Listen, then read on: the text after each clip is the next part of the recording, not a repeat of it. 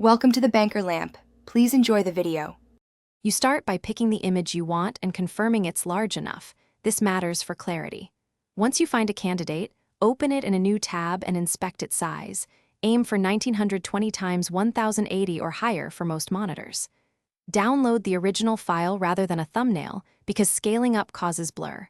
While saving, give it a clear file name so you can find it fast. Now that the file is local, make sure you know which device you'll apply it to. That changes the next steps.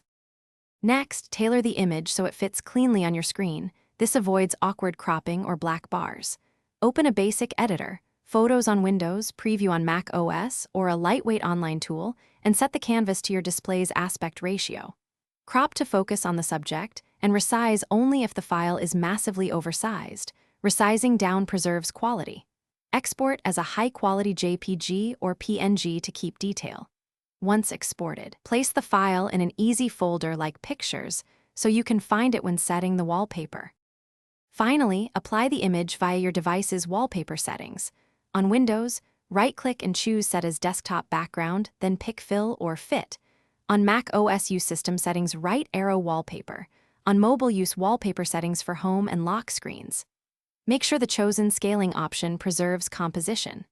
If the image appears blurry or wrong, reopen the saved file to confirm resolution, clear the Wallpaper app cache, and verify the app has storage permissions.